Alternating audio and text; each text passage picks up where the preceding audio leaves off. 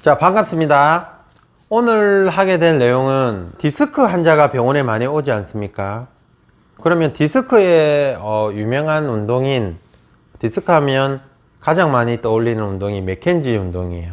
그래서 이번 시간부터는 맥켄지 운동에 대해서 설명을 해드리고, 그 다음에 맥켄지가 허리에만 있지 않거든요. 운동이 요추 부분도 있고 또 경추 부분도 있고 또 어깨 관절도 있고 또 무릎 관절, 그래서 척추만 있는 게 아니고 다른 사지 관절도 많이 있습니다. 그래서 오늘부터는 맥켄지 운동에 대해서 계속적으로 설명을 해드리고 진행을 해 나가도록 해 보겠습니다. 먼저 이제 운동을 하기 앞서서 맥켄지 운동이라는 게 과연 뭔지, 무슨 목적으로 하는 건지 개념과 원리를 먼저 설명해 드리고, 다음 시간부터 실제적으로 요추부터 시작해서 운동을 적용해 보도록 하겠습니다. 우리가 일반적으로 디스크 환자라고 하면 사고가 생기지 않는 이상은 디스크 자체는 문제가 없어요. 대부분은 뭐가 문제냐면, 디스크가 여기 있지 않습니까? 있으면 뒤에 튼튼한 인대가 있어요. 그걸 우리 후종인대라고 하거든요. 그게 경추에서부터 요추까지 이어져 있어요. 그러면 우리가 비유를 하자면 울타리 안에 양이 있다고 봅시다. 근데 울타리가 잘 잠겨져 있으면 양이 안 나오겠죠, 바깥쪽으로. 근데 울타리 문이 약간 열려 있어요. 그럼 자연스럽게 양이 나와요.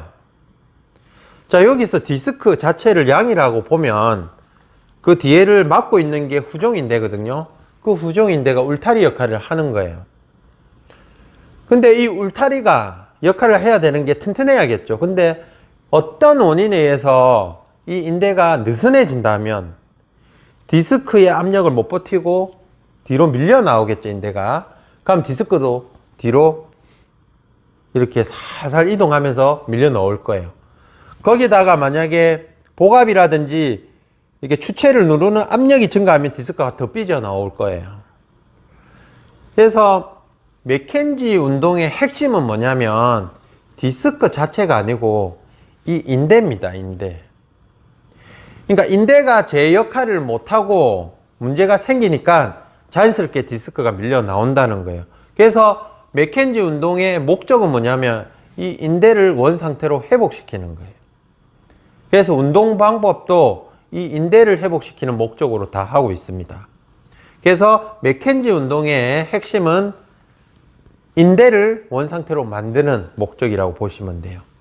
자, 이 인대라는 거는 근육하고 좀 다른데 두 가지 큰 성질을 가지고 있어요. 하나는 늘어나는 성질이 있어요. 그걸 탄력성이라고 그러거든요. 그런 성질을 가진 게 있고, 또 늘어나지 않는 뻣뻣한 성질, 그게 비탄력성이라고 하거든요. 그 두 가지 성질을 가지고 있어요. 근육도 이 두 가지 성질을 가지고 있는데 차이는 뭐냐면 비율이 달라요. 근육은 대부분이 탄력적인 섬유가 지배를 하고 있어요. 일부분이 이제 비탄력적인 요소도 있고, 반대로 인대는 대부분이 비탄력적, 그러니까 늘어나지 않는 그런 섬유들이 들어가 있는 거예요. 그리고 일부분이 좀 탄력적인, 약간 늘어나는, 아예 안 늘어나지는 않습니다. 그런 성질이 있어요. 그게 한 8대2, 9대1 정도 됩니다. 자, 그러면 늘어나지 않는 성질이 대부분이기 때문에 튼튼한 병 역할을 할 수가 있어요.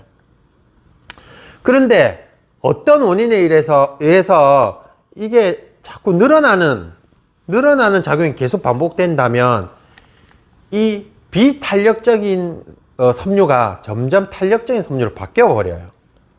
그러면 이거 지지를 못 하겠죠. 고무줄을 늘어나 버리겠죠. 그럼 디스크를 막을 수가 없어요. 뒤로 밀려 나오는 거를. 자, 그러면 이 비탄력적인 요소가 늘어나는 대표적인 원인이 뭐겠어요? 자세죠. 우리 보통 우리 앉아서 요즘은 일을 많이 하잖아요. 그럼 앉아 있으면 바로 앉아 있겠어요? 아니죠. 꾸부정하게 앉아 있죠. 꾸부정하게 앉아 있으면 허리 뒤쪽에 인대가 어떻게 늘어나겠죠. 그럼 이게 장시간 누적이 되면 이 섬유가 탄력 섬유로 바뀐다는 거예요. 그러면 이게 막아주지 못해요, 디스크를. 그러면 이 인대에 늘어나 있는 인대를 원위치 시키는 방법은 뭐예요? 반대로 해주셔야 돼요. 구부정하면 다시 이걸 넣어 주셔야겠죠. 그러면 인대가 짧아질 거 아니에요.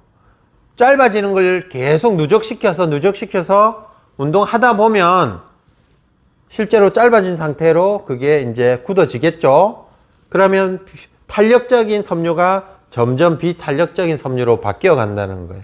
그러면서 늘어나는 성질이 점점 줄어들겠죠. 그래서 우리 맥켄지 엑서사이즈는 처음에는 구부정한 걸 펴는 그런 운동을 먼저 하는 거예요. 그래서 인대가 늘어났던 걸 다시 짧게 만들고 그걸 뻣뻣하게 만드는 걸 먼저 하는 겁니다. 자, 근데 이렇게 펴는 걸 장시간 했어요. 그러면 이거 끝이 아니잖아요. 인대 섬유 중에 일부분은 늘어나는 성질도 있다고 했어요. 그래서 이렇게 펴고 끝나버리면 어떤 현상이 일어나냐면 허리를 숙일 때 끝범위에서 이게 늘어나 줘야 되거든요. 안 늘어나요. 그러면 숙일 때 불편한 거예요. 그래서 항상 신전시키는 운동을 먼저 했다면 그 다음에는 이게 이제 통증이 없어지고 이게 확실히 이게 펴지는 게 좋아졌다면 후반부에는 무슨 운동 해줘야겠어요? 반대로 숙이는 동작을 해주셔야 돼요. 근데 이걸 너무 많이 하면 안 되겠죠?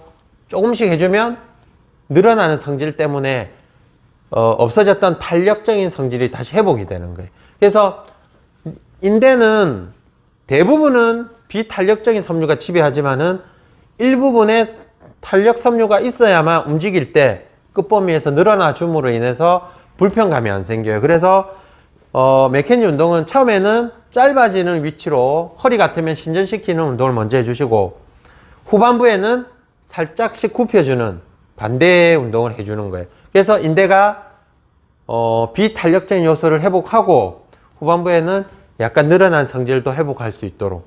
그래서 맥켄지는 신전 운동이 아닙니다. 인대를 회복시키는 운동이고, 그래서 처음에는 신전 운동, 후반부에는 굴곡 운동을 해주는 거예요. 그래서 이거 헷갈리시는 분이 많아요. 왜냐하면 운동 위주로 배웠기 때문에 그래요. 개념과 원리 위주로 배우셔야 됩니다. 인대를 회복하려는 그런 목적으로 운동을 해주는 거예요. 그래서 인대 성질은 탄력적인 요소, 비탄력적인 요소가 이렇게 같이 혼용되어 있습니다. 그리고 이 맥켄지 운동을 해야 될 경우는 기준이 있어요. 뭐냐면 허리가 아프다고 하는 게 아니고 실제로 디스크가 밀려나와서 신경을 눌렀다면 보통 편측으로 방사통이 일어나야 돼요. 그래서 이 운동을 해야 되냐 말아야 되냐는 허리가 아파서 하는 게 아니고 방사통이 일어날 때만 하시는 게 좋아요. 그래서 한쪽 다리가 저린다거나 당긴다거나 그것도 저 발끝까지 종아리 쪽이라든지 끝까지 그런 증상이 나타나는 환자한테 적용해 보시는 게 좋아요. 그래서 방사통이 일어나야만 적용할 수 있고, 그러면 이 운동을 지금 단계별로 할 거거든요. 맥켄지 운동은 이 운동을 계속 해도 좋을까 아니면 다음 단계로 나아가도 될까, 그걸 결정하는 요소는 뭐냐면 중심하라는 이론인데, 뭐냐면 예를 들어서 방사통이 한쪽 다리 쪽으로 쭉 이렇게 일자로 내려오잖아요. 그럼 중심하는 뭐냐면 이 운동을 시켰을 때 역으로 그대로 내려왔던 그대로 길 그대로 다시 회귀가 되는 거예요. 방사통이. 그러니까 점점 짧아지는 거죠. 그리고 나중에는 허리 쪽에 머무는 거죠. 다리 쪽에서 점점 회귀가 되면서 허리 쪽에 머무는 거예요. 이걸 중심화라고 해요. 그래서 맥켄지 운동을 했을 때 이 중심화가 일어난다든지 그리고 좀 좋아진다면 그 운동을 계속해도 되고 다음 단계로 넘어가도 되는 거예요. 근데 만약 저거 했는데 방사통이 그대로다, 더 안 좋아졌다, 아니면 기존에 있는 위치에 통증이 나는 게 아니고 완전 다른 위치에 통증이 난다, 그러면 그 운동이 안 맞다는 거거든요. 그래서 반드시 이 운동이 맞느냐 아니면 진행해도 되느냐의 전제는 센트럴리제이션이라고 해요. 중심화가 일어나야 돼요.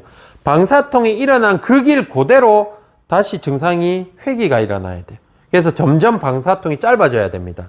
마지막에는 척추 부분에 머물고 그게 나중에 사라져야겠죠. 그래서 맥켄지 운동에서 제일 큰 핵심은 리가먼트, 인대를 회복시키는 목적이고, 그러면 어떤 환자에서 적용해야 되냐?